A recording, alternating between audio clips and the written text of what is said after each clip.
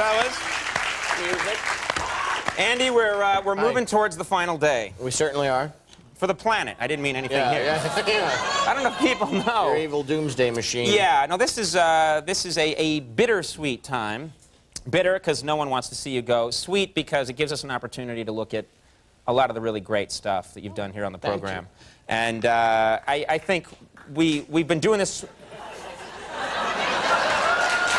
hear it. Thank you. You've turned them. Oh, here we go. Yeah. You know what? Not many performers like an angry mob. Well, I want to take us all back. We're going to be doing this. We did this last night. We're going to do it tonight. We're going to do it tomorrow night. We're building up all week long. I want to take us back. The time, ladies and gentlemen, was very early, 1999. And, of course, everybody was talking about the Barbara Walters interview with Monica Lewinsky. Okay? And that was the big deal at the time. Mm-hmm. But a lot of people forget that even more earth-shattering at that moment was Barbara Walters' interview with our very own Andy Richter, which I think got the highest rating of any interview ever. Of anything ever. Of anything ever. Yeah. And this was the highest rated thing ever. Right. And I thought, before you take off, we got to take a nice look back at this amazing moment in TV journalism. Enjoy. Tonight, the private affair, the national scandal, the public fallout. Andy Richter describes it all in his own words. This 2-hour presentation, March 3rd, 1999. Describe yourself. I'm outgoing. I'm fun to be with. I think I make a good sidekick on TV and in bed. You testified that you and the president began what you described as intense flirting. When did you see him? What was this intense flirting like? There was a lot of eyelash batting. You know, that subtle widening of the eyes. And then one time I put my hands out like this, and he put his like that, and then we repeat. And we laughed. It was great. The whole thing was great. I was aglow, like a teenager. I couldn't focus. My boss had talked to me, and all I could think was like, the president thinks I'm cute. This photograph was taken before you actually began your relationship with the president. What does this bring to you? What thoughts? I was nervous. I was just thinking, don't fart. The history. What'd you think? But he'd been chewing gum right before. Actually, I think it was Razzles. So I started thinking, well, is that a candy or is it a gum? You know, it took me right out of it.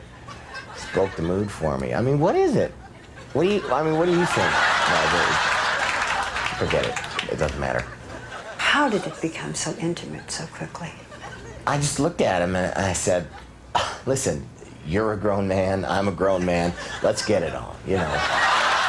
That first encounter, the president took a phone call from a congressman while you were very closely together. How did you feel about that? I felt some pain in my back, and right over here it was kind of like, pinned. It's probably just from the position in the desk, you know. Where was your self-respect? Where was your self-esteem? I think, oh, here it is, right here. What kinds of things did he say to you that made you feel this was not just sex? Well, it wasn't always sexual, but it was physical, because we'd wrestle a lot. There was a lot of tickling. He'd spell words on my back with his finger, and I'd have to guess what it was. One time, he spelled tickle, and I guessed tickle, and then he actually tickled me. It was so much fun. I mean, probably my favorite thing was when we would just spoon. Throughout most of the relationship, the oral sex was not brought to completion for the president. No, not for the president. The impression that the president gave was that this was a one-way street, that he was gratified and you were not. But the truth is that you were gratified.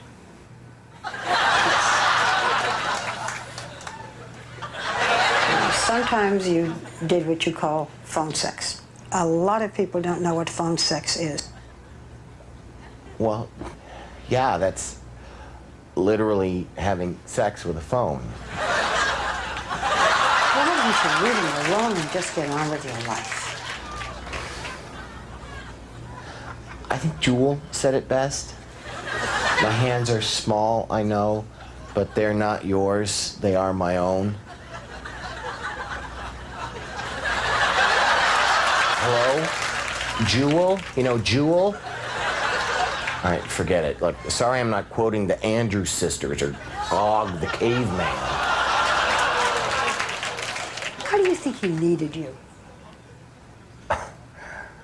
Why did he need me? Give me your foot, I'll show you why.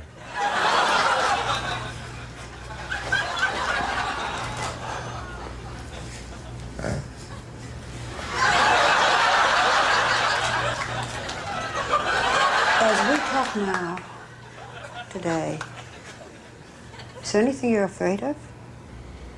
Ghosts. Drowning. Ghosts and drowning. Any man in your life now? Yeah. A great guy. A guy I've learned to love. A man named Andy Richter. Well, and there's a bike messenger named Lou.